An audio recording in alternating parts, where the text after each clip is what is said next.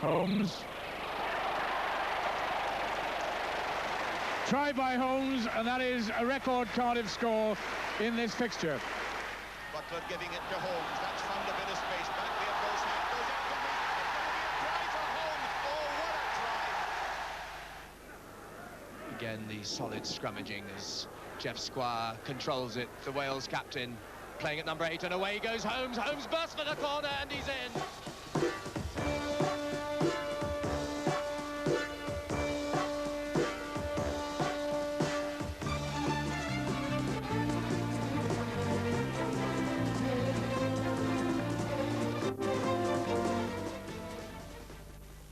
Well, it's a lot, you know. It's hard. It's very hard to leave for us rugby. It's given me a lot, you know.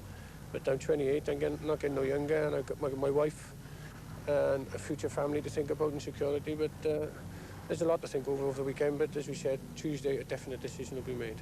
What does rugby union in Wales mean to you? It's meant everything so far, you know. It's given me an education. It's given me a lot of fun. I met a lot of friends, made a lot of friends out of it, and thoroughly enjoyed myself.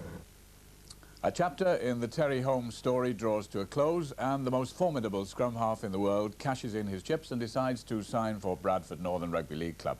His admirers in these parts, there are many of them, will say good luck and thanks for the memories. And if there's between £75,000 and £100,000 in the deal, plus match fees of £200 for a win, who can blame Terry? He certainly gave his best for Wales in winning 25 caps. For Cardiff, he made nearly 200 appearances, and his friend and half-back partner Gareth Davies said he must be the most unselfish player of this era. Well, now the scrum halves will be queuing up to bid for Terry's vacated Wales berth. Ray Giles of Aberavon must be in the lead, having played the final quarter of Wales against Fiji the other day after Holmes left the field. Mark Douglas showing international form despite London Welsh's poor season. David Bishop must be keen to add to the one cap he won against Australia. And maybe Robert Jones of Swansea, a Wales B cap in October, will be the dark horse to overtake them all. We'll see. A lot, of course, will depend on who the new Welsh coach will want in his side, because another familiar face who'll be missing from the scene henceforth is that of John Bevan, who's been Wales coach for just over 3 seasons.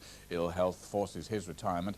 Everybody hopes fervently that his recovery will now proceed smoothly.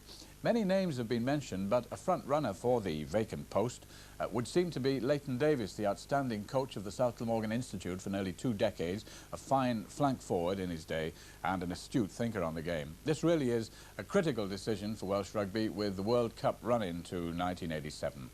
Robert Norster should be just about available for Wales again by then, but after his sending off yesterday during Cardiff's game with South Wales Police, he can't appear for Wales this season, according to the Welsh Rugby Union's new hard line on foul play. What a great shame that this world-class player lost self-control for vital moments, forcing Ken Rowlands, a no-nonsense referee, to send him packing. Well, those are the very busy headlines this afternoon, after which this edition of Weekend Rugby Union can now concentrate on action from the big games. In particular, the Brewery Field merit table clash between Bridgend and the leaders Pontypool. That's today's main course. Here to whet your appetite, match commentator Martin Williams. And quite a formidable task facing Bridgend at the Brewery Field this afternoon, halting the Prosser and Pooler machine. Of course, it's been done once this season before by the Welsh All Blacks Neath and at Pontypool Park as well. But Pontypool's record this season is as impressive as last year's and the year before that. 23 wins out of 24 games. Well, Bridgend pride themselves on creating a family atmosphere here at the Brewery Field, and you'll notice at number 15, Chris Bradshaw, son of Keith Bradshaw, who was capped from this club at centre for Wales in the early 60s. Then at 11 on the left wing, Guy Evans, son of Ron Evans, another Bridgend centre who was capped by Wales in the early 60s. In the pack, they give a debut to Richard Evans from Maesteg, and then they have the strong back row of Chris O'Callaghan, Gareth Williams and Jeremy Cooper. Pontypool this afternoon, no Price, no Squire, no Mark Brown. But they have their New Zealand centres on show, Sean Lineen and Lindsay Raki. The 2 internationals in the pack, Staff Jones and John Perkins. And they too possess a strong back row unit in Chris Huish, Mostyn Davis and Alun Carter. And in charge of this afternoon's game, the former international panellist Winston Jones of Gwaun-cae-Gurwen. Geraint John gets the game underway. Moseley underneath it.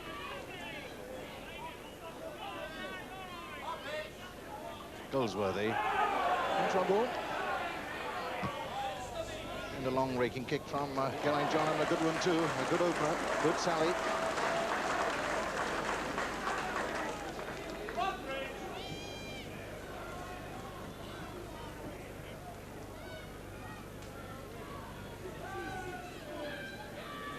Martin Stevens, the Bridgend captain, and Winston Jones asking for a bit of daylight between the two sets of forwards. In the middle, Perkins.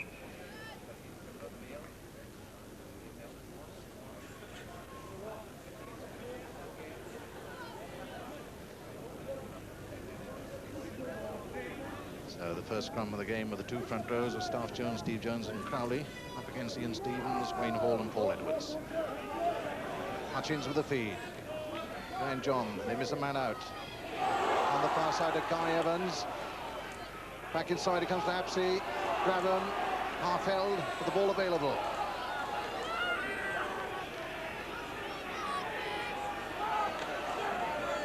Good drive by Bridgend and they win a penalty for it.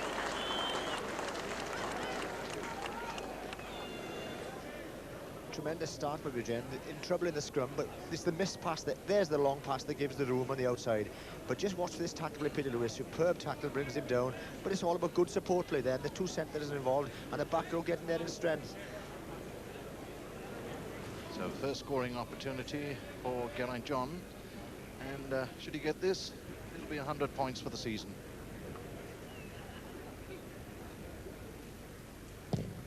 It's a fairly comfortable one. No, it's gone to the left of the post, so no 100 points tally for Geraint John so far. So it's Mike Goldsworthy to restart. This one taken by Martin Lewis. Hutchins. That's a good kick. Peter Lewis there, policing the fight to the ball. Chris Hutchins keeping the pressure on Pontypool in these early stages.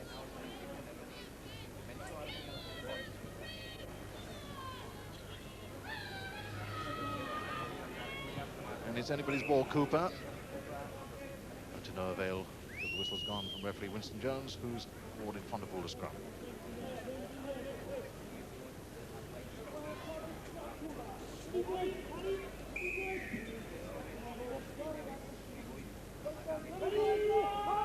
Bishop with the feed.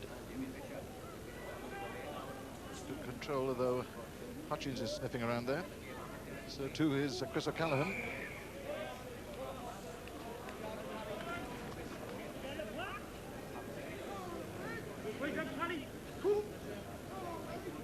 Goldsworthy with the clearance, and a good one too.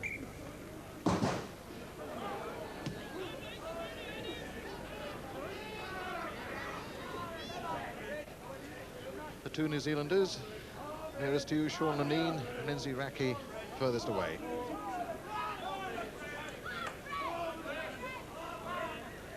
John Perkins, and immediately in front of him, the Bridgend captain Stevens. Huish has this one. Taylor moves up, and it could be a box kick.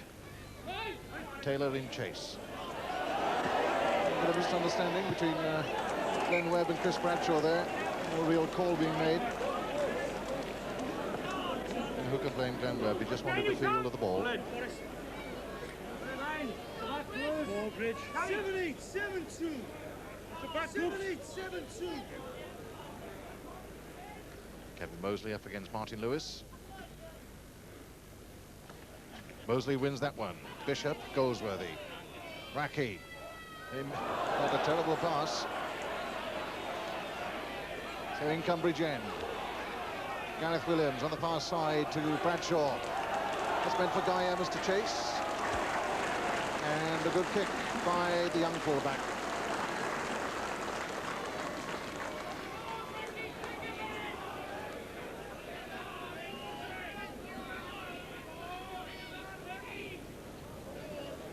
So having been in a defensive position on their own 22, Bridgend now move back up towards the Pontypool 22.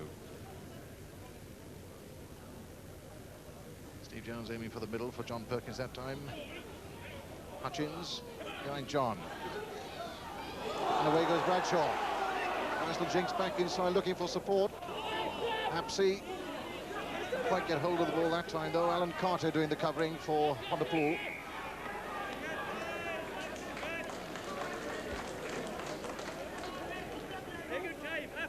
So There's a nice movement from Bridgend there, Phil Bennett. Yes, lovely handling by their backs. And we'll see shortly that Chris Batchel comes in the line at speed. And just look at Glenn Webber on the outside. If he'd only looked there, Webber would have been in, but he took the wrong option and went inside. Hutchins. And they miss out Geraint John is to Apsey to Glenn Webb. This could be exciting. 10-metre line. Bradshaw. Well held by David Bishop. Superb covering by the Pontypool scrum half that time. He really had to travel to make that tackle and did it well.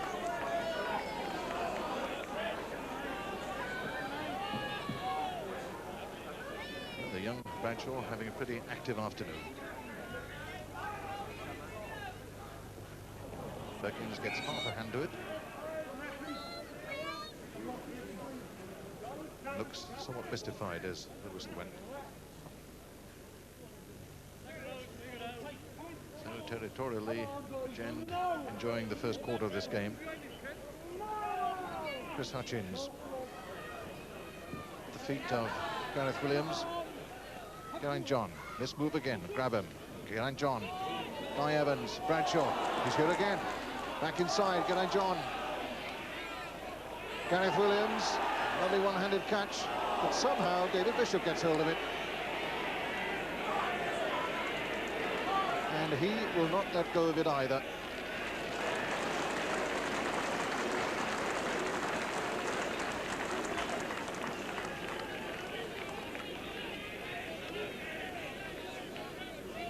Well, the Bridgend three-quarters, they're doing exactly what Neath did to Pontypool, running the ball from every single position they can. Just inside the Pontypool 22. Hall this time goes for the height of Gareth Williams, who is picked up by Carter. Bishop inside his 22, and the charge down by Wayne Hall.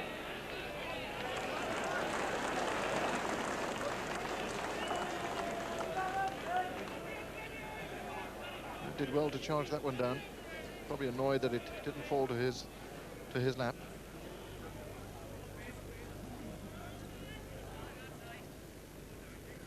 So there's the corner flag on the right-hand side. And away come Bridgend once again. Geraint John, drop goal. Is it there? No, gone to the right. Bridgend really putting on the pressure here, and Geraint John will be annoyed with himself because they haven't put into points. A lot of time for the drop goal, but it sails wide of the posts.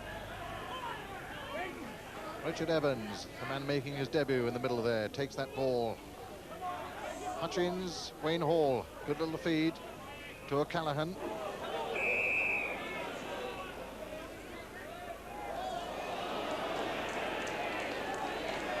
A penalty after all that to Bridgend, and no doubt Geraint John will have another go, his second attempt at 3 points.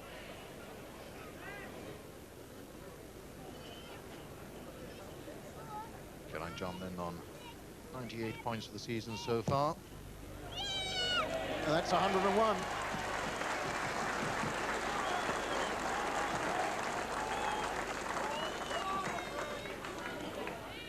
Midway between the Bridgend 22 and the halfway line. Hutchins again. Bridgend winning a lot of ball. Grab him. Evans. Good tackle on the far side by Goff Davies.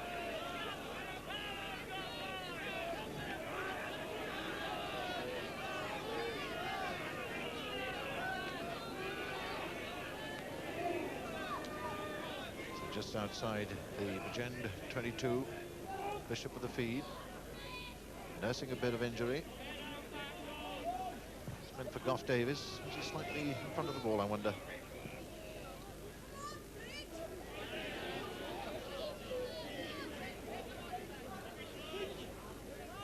Bishop thinks about a box kick, forgives it to Goldsworthy. And miss out a man, Peter Lewis. That's meant for Bleddyn Taylor. Bleddyn Taylor on the storm. Has he got hold of the ball? Is it a try? No try, knock on.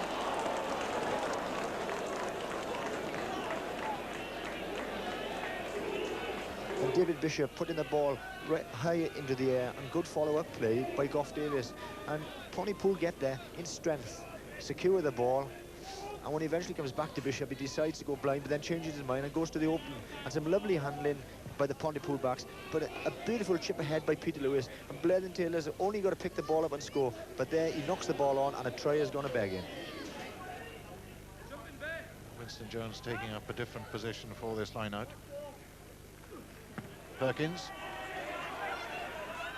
Bishop turns the corner. Away goes to Peter Lewis. The pick-up by Goldsworthy, back to Bishop. And it's still that scrum half in the middle. Thundering away somewhere underneath that pile of bodies, but away come Bridgend. Gwaun-cae John. Steve Grabham. Was there a late tackle? Webb chasing along. The pick-up eventually by Raki to Peter Lewis. All action stuff, but eventually a whistle.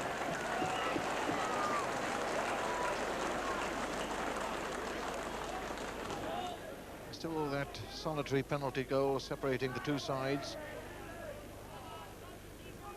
as Bishop waits on the 10-metre line. It's going for Bleddyn Taylor once again. Glenn Webb. He's going to have to chase that one. And Bishop puts the ball into touch.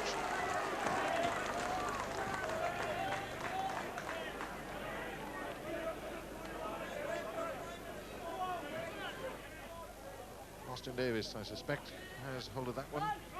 Bishop. That's meant for the two New Zealand centres to chase. Bradshaw underneath it. Well caught. He's going to have to play it.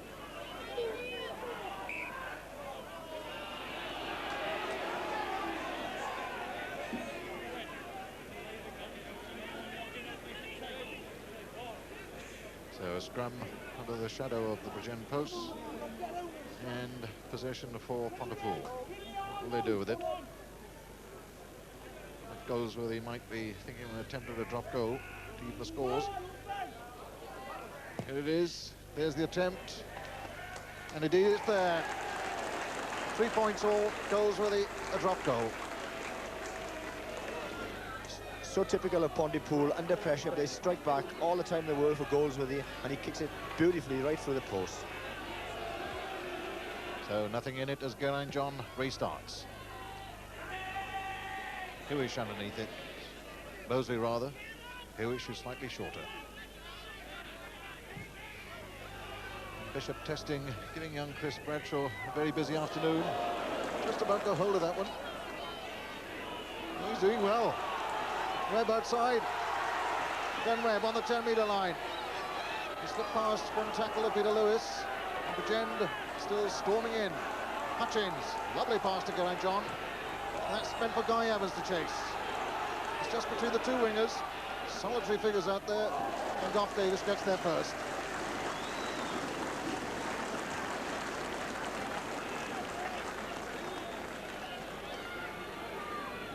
Well, did well to get over there, did Goff Davis that time.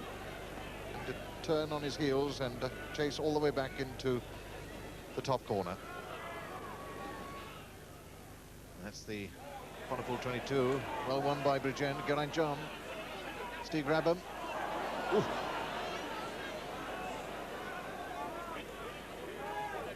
New Zealanders were waiting for Grabham that time. There's one of them, Lindsay Raki once again. Bradshaw. And had a bit of a meal of that one. Young Chris Bradshaw. Secondary schools cap at under 19 level, of course, and has played 29 games for Aberafan before coming to the Brewery field.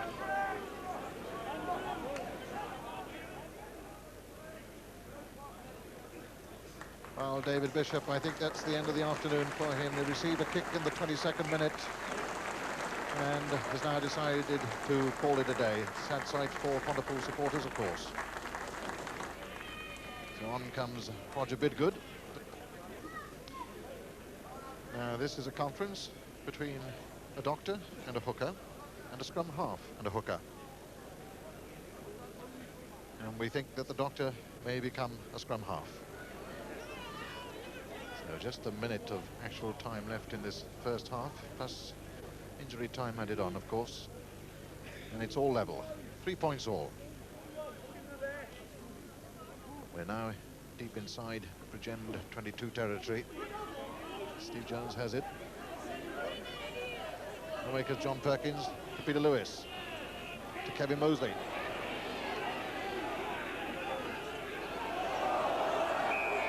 And the penalty, Bridgend going over the top. The guilty man that time, Paul Edwards.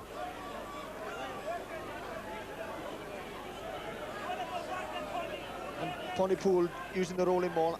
And just watch Paul Edwards, number 3. There he goes on the wrong side. He stops Pontypool having any chance of the ball coming back, and Mr. Jones straight on the spot gives a penalty. Peter Lewis in injury time. Should this go over? Great psychological boost for Pontypool.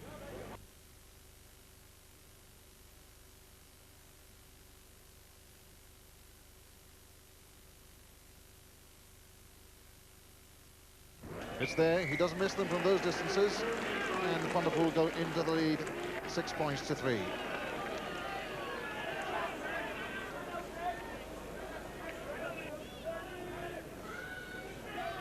Peter Lewis on the Bridgend 22. And Dave Bishop will be quite proud of that box kick for Goff Davies. Goff Davies has got hold of it. Is it a try? Surely he's there. No. A penalty against Goff Davies or against Pontypool.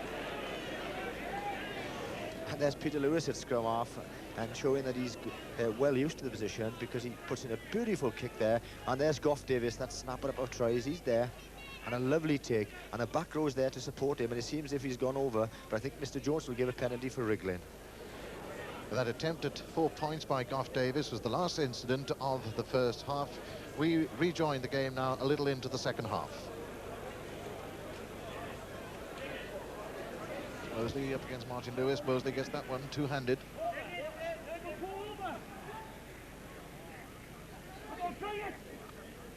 And in goes Peter Lewis looking for it.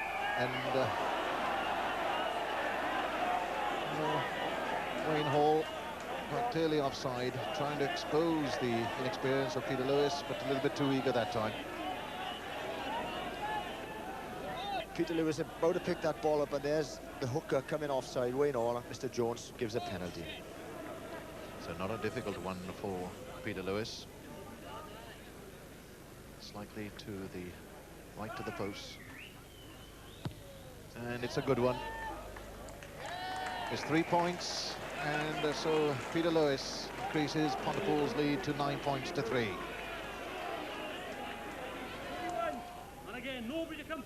Wayne Hall just outside his own 22.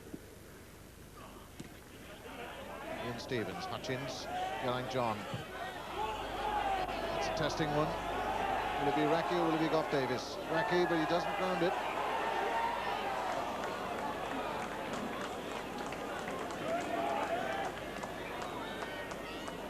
Bridgend,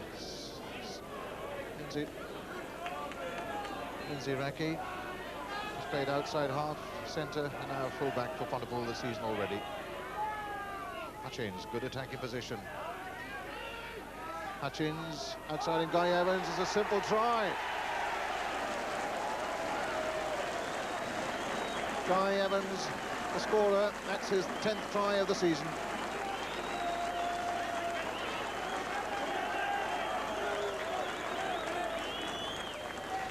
Good play by Bridgend, a solid scrum, and just watch for Guy Evans' angle of running. Chris Hutchins gets the ball, and he comes inside Goff Davies. That's the important angle of running, and he gets a good try.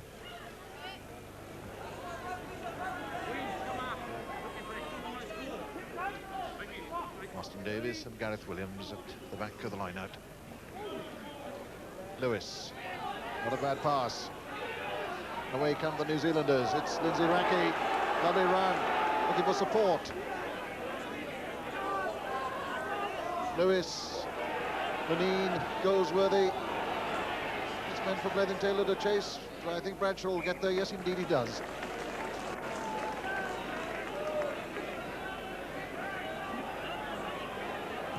A quick restart by Geraint John. Lindsay Raki. Good use of the right foot. It's a Gary Owen from a New Zealander. Geraint John, willing to run it, grab him to Webb. This is Webb up against Bleddyn Taylor. Still going, 10-metre line.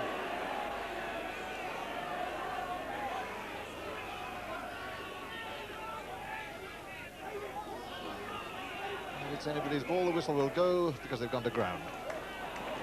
Pontypool put in.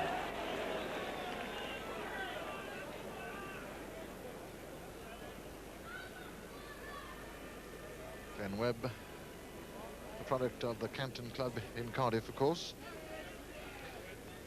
Bridgend are very keen to get the ball to Glenn Webb because he is very, very sharp. But it's very good defensive play by Pontypool. They not only stop Glenn Webb, but as we'll see in a second or two, they drive the maul forward. They've turned him and they start to drive forward. There's Chris Huish driving forward.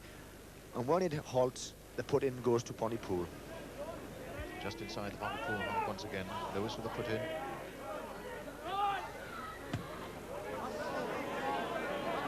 Davies overran that one a little bit because the kick was a short one.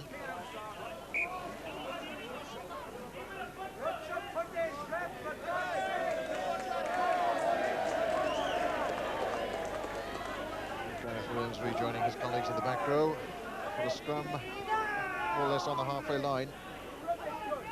Hutchins, going John. That's to no man's land at the moment. Raki half gets hold of it. Was it a knock-on? They allowed to go on. They come Bridgend, a lob pass, meant for Webb, who reaches Bradshaw to get on John.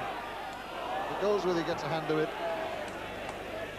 And the inevitable kick, but he went out on the full.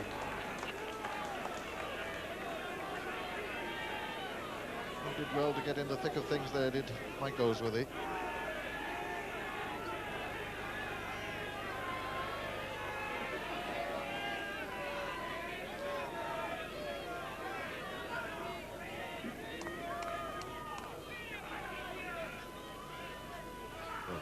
Very dark afternoon at Bridgend, a lot of fog about. As Gareth Williams taps it back to Hutchins to get on John. He's meant to test Lindsay Raki. They've seen him fumble a couple of times, but that time he doesn't. And what's more, he's going to have a go. Off Davies, under pressure. As the forwards come streaming across field.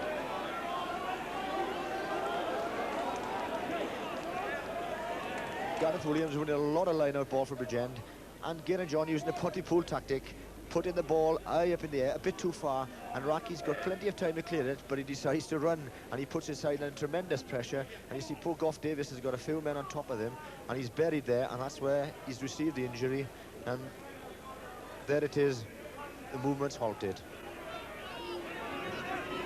Wayne Hall, right on the halfway line. His main target man, Gareth Williams, at the back of the line, just in front of Jeremy Cooper. But Pontypool have it. Charged through that time by Chris O'Callaghan.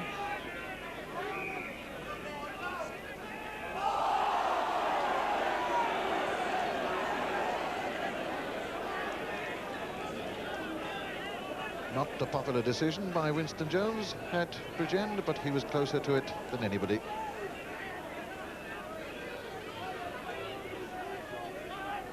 Lewis to Goldsworthy. The kick, once again, by Evans chases. Oh, another long and fine kick from Goldsworthy.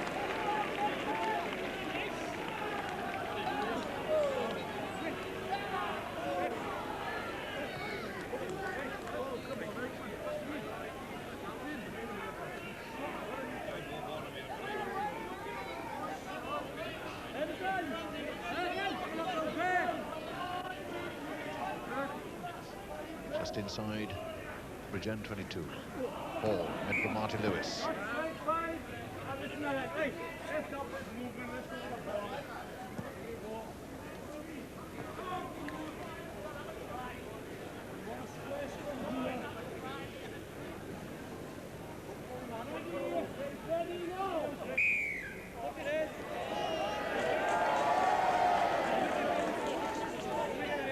No small relief to the Bridgend supporters, that penalty award or free kick award to Bridgend. And John, quite getting there that time. Straight to his opposite number.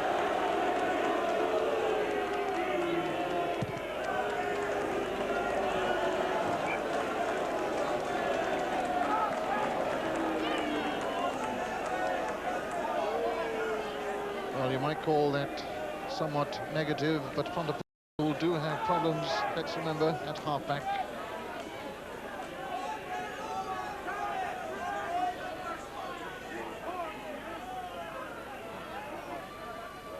On the 10-metre line, Mostyn Davies picks up halfway line, looking for support, finds it on the far side, and away they go. Eventually it comes back to Sean Lineen, and Sean Lineen, he's got support inside him. It's a try by Peter Lewis.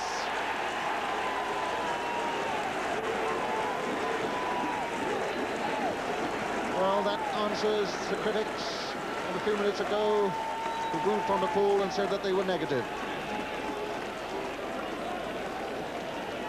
A good tap back by Gareth Williams, but Mostyn Davies is through bad marking by Bridgend, and it's the background support there.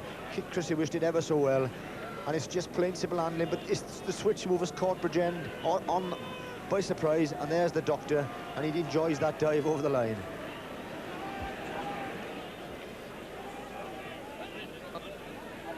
A simple task for Peter Lewis to convert his own try as Pontypool go into the lead, 15 points to 7. That try by Peter Lewis and the subsequent conversion were the last incidents in a match which Pontypool comfortably won in the end by 15 points to 7. The second half dominated by the boot and indeed influenced by the fact that David Bishop had to leave the field in the first half with Peter Lewis taking over at scrum half. But it is Pontypool's 24th victory of the season, and a victory that I'm sure that will delight the Pontypool captain John Perkins. But with the news from Cardiff that Robert Norster has been sent off and therefore won't partake in the home international championship, what's your reaction to that, John? Well, obviously, Matt, in Bob's position is going to be a very big hole to fill indeed.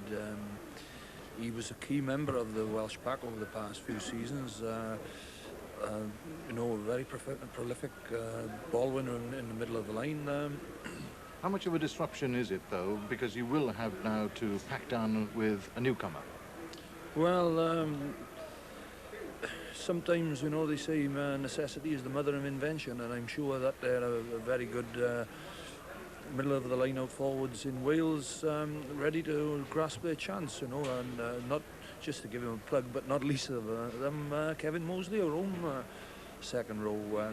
I'm sure whoever it is will give a good account of himself, and I'm hoping that, well, obviously I'm hoping to keep my own place first and foremost, but you know, I hope that Wales can find the right combination and do well, yes. But he's out for the rest of the season. Do you agree with the dictum from the WRU? Because here it is now in practice. No, I really wouldn't like to contradict the Welsh Rugby Union in their wisdom, but so often that the player that gets sent off is not the real aggressor, and knowing Bob as I do, I can't really imagine him as a dirty player. The Welsh Rugby Union, in their wisdom, have taken this line, and I suppose that's that. It is interesting to point out that Steve Bainbridge has been given a lenient sentence, and I would imagine that he will be available for England. So you're happy with the win today, Bob? Oh, great, yes.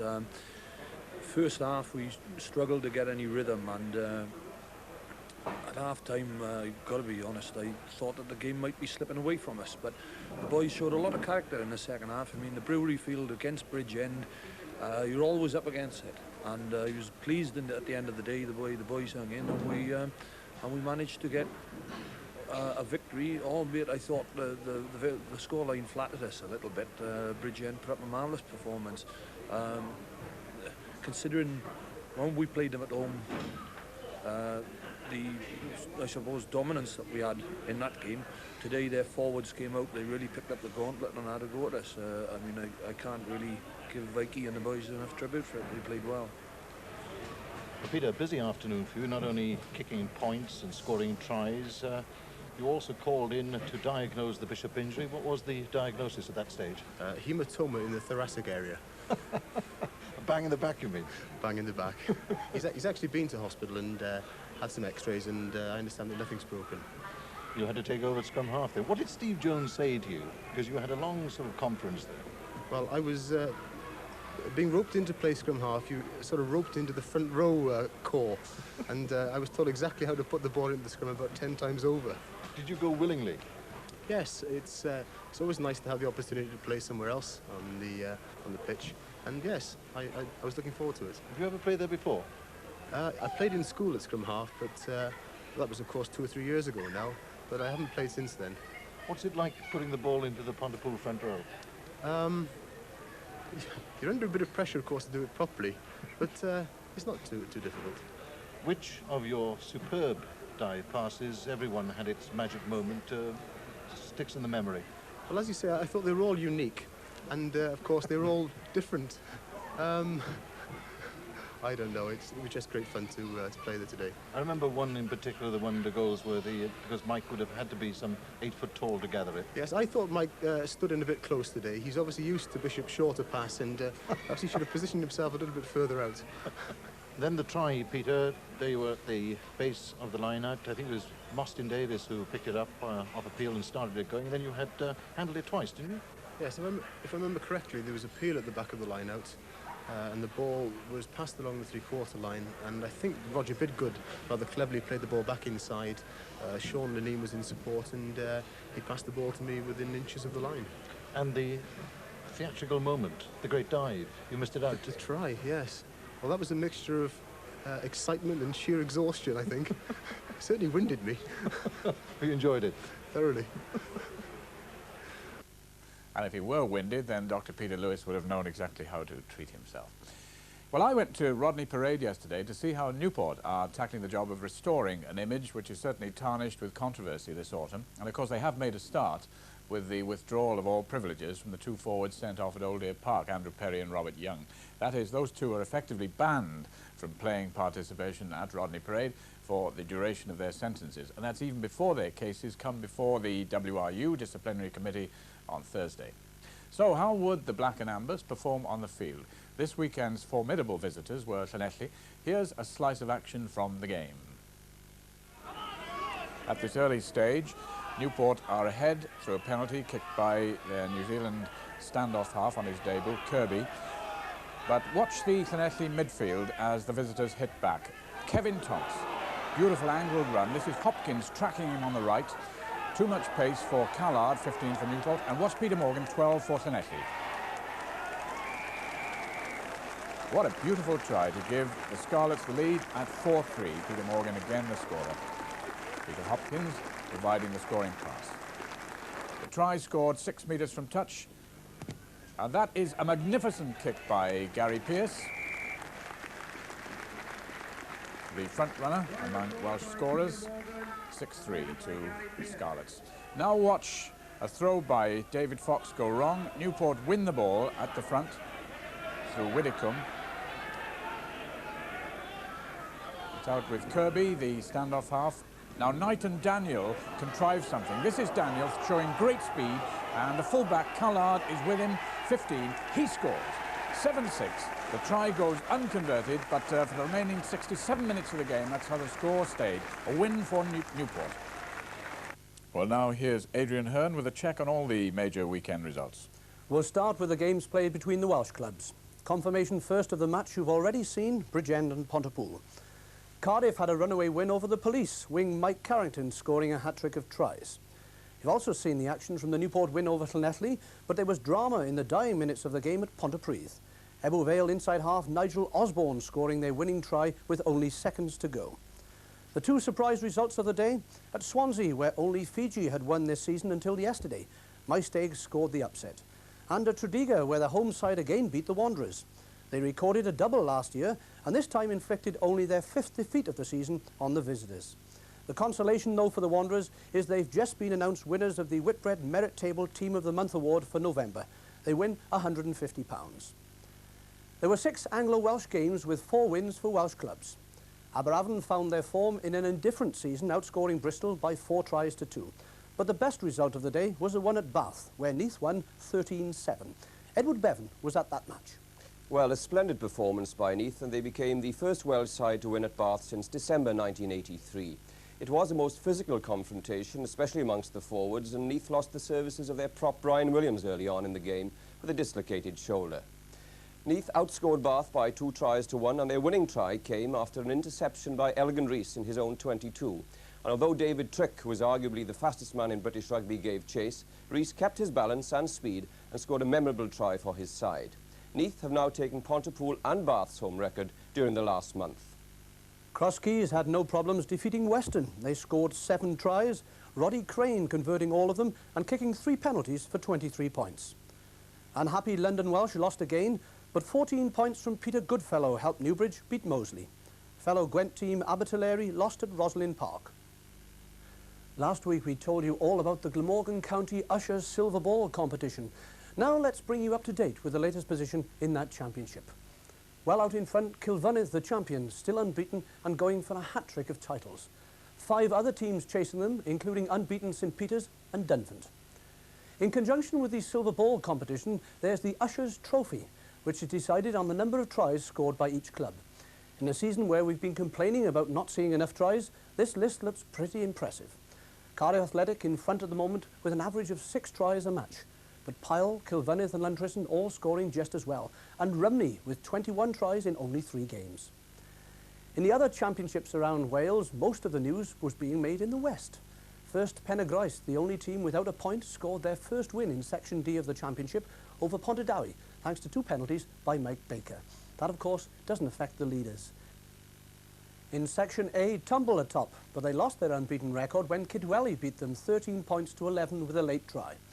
Carmarthen Athletic went to the top of Section B, but only on try difference from Bonamine and Bryn Coch. Dunfant, Felinfoel and Llandeilo all won their respective sections. In Gwent, in the Monmouthshire Championships, Blaen are well ahead in the Premier Division, but Llanhilleth and Risca are disputing the lead in the First Division and tied on 14 points. Both won yesterday, Llanhilleth at Abergavenny and Risca at Chepstow. In the Second Division, Cwmbran beat Tredegar Ironsides to maintain their lead. In the North Wales Championship, Dolgellai scored another surprise win. A week ago, they beat Ruthin for their first championship point of the season, and yesterday defeated the current leaders, Colwyn Bay, 10 points to 6. There was plenty of action in Pembrokeshire, with wins for Aberystwyth, Cardigan, Narberth, Whitland, Haverfordwest and Pembroke Dock. Haverfordwest still stay top with 19 points. A couple of games to watch tomorrow. Brecconshire play Carmarthenshire in the Welsh Counties Cup at Bilthwells, and in the Wrexham Lager Trophy, Central Glamorgan play Mid-Districts at Pyle. Another county, of course, played in midweek, Pembrokeshire against Neath at Whitland, and gave a good account of themselves before losing 21 points to 3. Thank you very much indeed. Well, also in the studio is Edward Bevan, and that fixture between Pembrokeshire and Neath is very much part of a story that you've brought us from the west. Yes, last week I looked at Glamorgan County, and this week I spent a couple of pleasant hours alongside the Cleddau in Pembrokeshire, and I was reminded that rugby football, or a game very much like it, has been played in those parts for a very long time. Because if the young men of Benfro weren't busy shifting chunks of Preseli Mountain to Stonehenge, or beating off the Vikings around the coastline, then it's reasonable to assume that they could have been playing knappen, a kicking, hacking and handling game. It wasn't much unlike this artist's impression, where the game could be played on hard village cobblestones or on the soft turf of the surrounding fields. It usually involved a contest between 2 villages and probably lasted all day. They were handling the ball here in Pembrokeshire long before William Webb Ellis broke the rules at rugby school. But whatever conclusion you draw from the misty and distant past, Neyland Rugby Club are quite certain of one thing. For them, the beginning was in 1884. Pembrokeshire All Blacks are 100 years old. And just a few miles up the Cleddau, Langham decided what was good enough for Neyland was good enough for them. So the Wasps too share the same 100th birthday. Now we'll hear more about the 2 clubs in a moment, but first of all I think we'd better find out how big the county is in rugby terms. The Welsh Rugby Union Handbook indicates that this is District H, and you, Glenmorgan, have the head